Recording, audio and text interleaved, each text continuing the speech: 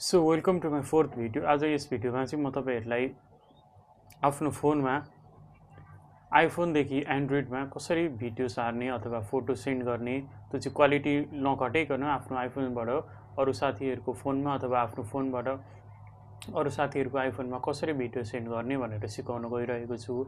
यसको लागि चाहिँ अब तपाईँले वाट्सएपहरूतिरबाट पठाउनु भयो भने क्वालिटी त घट्छ, साथसाथै डकुमेन्ट बनाएर पठाउनु भयो भने पनि निकै अप्ठ्यारो झन्झटिलो प्रत्येक फोटोको डकुमेन्ट बनाउँदै पठाउँदै गर्नुपर्ने हुन्छ। चाहिँ आज मैले सबैभन्दा सजिलो तरिका, एकदम सजिलो र छिटो तरिका लिएर आएको छु। यसको लागि चाहिँ म एउटा एप सजेस्ट गर्छु। एपको नाम चाहिँ लोकल सेयर रहेको छ। म यहाँ हजुरलाई स्क्रिन सेयर गरेर पनि देखाउने छु।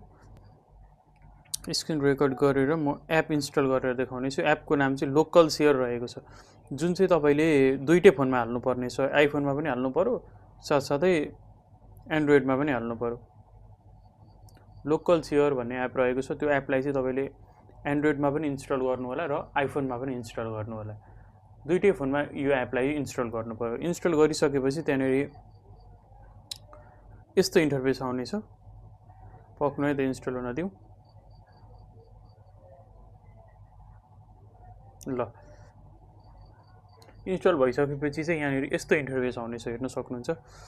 रिसिभर र सेम पहिला हामी सेयरिड चलाउँथ्यौँ नि, सेयरिड जस्तै यस्तो अप्सन आउनेछ। यसमा चाहिँ तपाईँहरूले यहाँ क्लिन मेलोन 64 देख्नुभयो। अब आइफोनमा पनि यही सेम प्रोसेस गर्नुभयो भने, र एउटा कुरा चाहिँ के ध्यान दिनुपर्छ भने दुईटै फोन चाहिँ सेम वाइफाईमा कनेक्ट भएको हुनु पर्यो। अब एउटा फोन अर्कै वाइफाई, एउटा फोन अर्कै वाइफाईमा छ भने चाहिँ यो प्रोसेस वर्क गर्दैन। त्यसको लागि चाहिँ दुईटै फोन चाहिँ सेम वाइफाईमा कनेक्ट हुनु पर्यो है। अनि फोनमा अथवा आफ्नो फोनबाट अरू साथीहरूको आइफोनमा कसरी भिडियो सेन्ड गर्ने भनेर सिकाउन गइरहेको छु।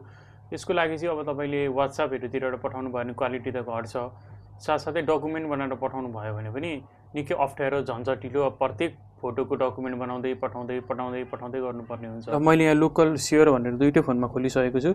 यसपछि जुन फोनबाट, जस्तै मैले आइफोनबाट एन्ड्रोइडमा सेन्ड गर्नु पर्यो भने मैले सेन्ड अप्सनमा थिचेँ। त्यसपछि अब मेरो मिडिया के सेन्ड गर्न चाहन्छु त्यहाँ थिच्नु होला। त्यसपछि मैले यहाँनिर मेरो फोटो भिडियोहरू आउनेछ। अब मलाई यो सेन्ड गर्न मन छ अरे, ल यो सेन्ड गर्न मन छ भने कन्फर्म गर्नु होला। त्यसपछि यहाँ हेर्नु त क्लिन मेलोन भनेर अर्कोको आइडी पनि आइहाल्नेछ, त्यसमा क्लिक गर्नु होला। त्यसपछि यताबाट एक्सेप्ट भनेर आयो, हेर्नु त। एक्सेप्ट गर्न साथ एलो अप्सनमा गरिदिनु होला। यसपछि फोटोको न क्वालिटी घट्यो न भिडियोको क्वालिटी घट्छ।